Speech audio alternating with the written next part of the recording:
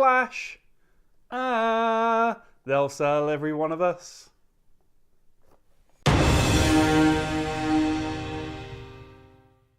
Hello everyone, welcome to This Week in Comics. I'm Sid, we're in Comic Connections, and we're looking at comics that ship on the 28th of February 2018. So we're looking at 5 comics this week, back to the original format, and it's a bit of an anniversary spectacular this month. You get the pun? So this is issue 300 of Spectacular Spider-Man. Of course, Marvel have done some mental gymnastics to get to that numbering, but when I first started collecting Spider-Man, Amazing Spider-Man had already got like 400 issues in the bank. It seemed much easier to start collecting Spectacular, so this is actually the book I started collecting. They cancelled it, we had no Spectacular for a few years. They've brought it back, they've done some jiggery pokery, boom, issue 300.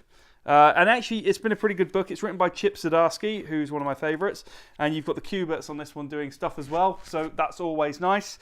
If you're a Spider-Man guy like me, Spectacular 300 makes the list. Continuing the anniversary theme, we have Detective Comics 975. So those of you keeping up with the maths means that just over a year from now, we will be celebrating Detective Comics 1000, which is pretty cool, but not as cool as Action Comics 1000, which drops in April, so look out for that one. This has been a great book. We don't sell nearly as many of this as we do Batman or Batman White Knight, which I think is a shame. It's designed in such a way that if Batman doesn't come out that week, this does come out. So if you get Batman and Detective Comics, you've got new Batman every week. Why aren't you doing that? It's what I do. It's got a whole host of characters in the book, including Batwoman, Robin, Orphan, who was your Batgirl from No Man's Land. Red Hood's in this one, Nightwing's there. They're all there. This is the Batman family book. And it's always been the larger Batman family which has drawn me into the Batman world. I started collecting like Robin and other tertiary character books like Nightwing way before I started collecting Batman and Detective. So if you're not looking at Detective Comics, I think that's a big shame. I think you should definitely check this out. We have all the Rebirth graphic novels in. We always keep them in stock. Try it. What's not to like? Okay, so looking at something completely different now, we're looking at Labyrinth issue 1 from Archaea Press. So this is obviously based on the Jim Henson Muppet Fest from back in the day, which featured David Bowie, Jennifer Connelly, and David Bowie's Codpiece. Everyone remembers that growing up. They've done a few one-shot specials. They've been really well received. Some of them go for quite big money now. And they've decided, well, let's make this an ongoing thing. So I say ongoing. I think it's going to be like 12 issues. It's written by Simon Spurrier, so he's like a safe pair of hands, a good old British writer. We have a few of those. And it's just revisiting the world.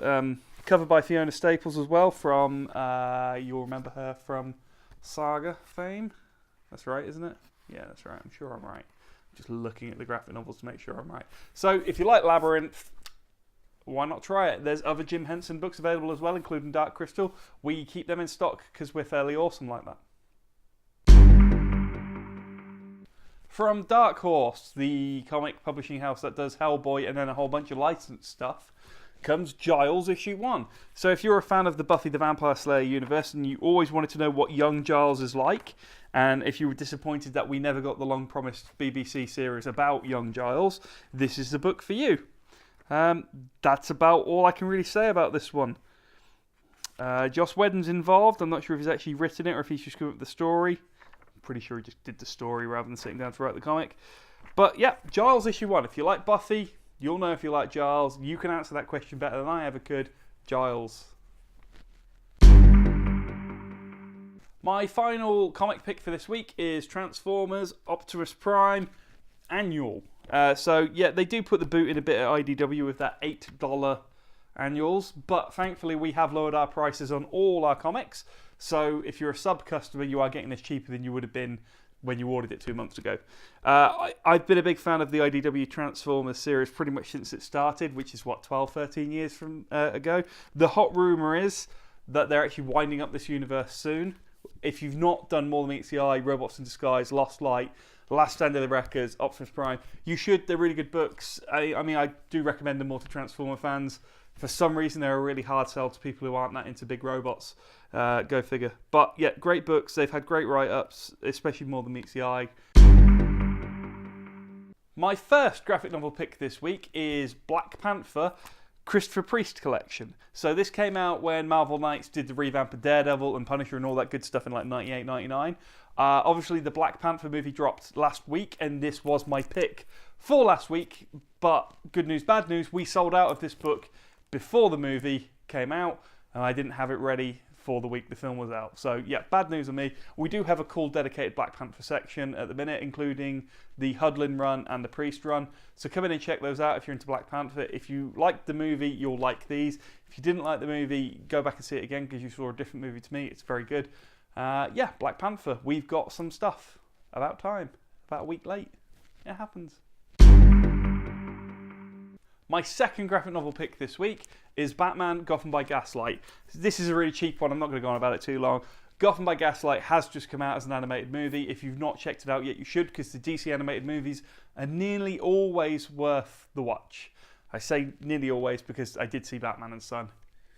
It just wasn't great. If you want to see Batman in a Victorian setting chasing Jack the Ripper, if that sounds like your bag, then Gotham by Gaslight is the Elseworld story for you. So I highly recommend it. So that's it. You know where we are by now. You know how our standing orders work very easily. You know how cheap we are, quite cheap. You know how much we like to promote ourselves, quite a lot. We're here. You know how to find us. Social media, Facebook, Twitter. Give a like and comment below. You know how this works by now. You've seen videos on YouTube before. Just sub and comment at me and stuff, and then come in and tell me I'm wrong. I don't mind. I'm here. Come in. Look at our lovely shop. Ooh. The end.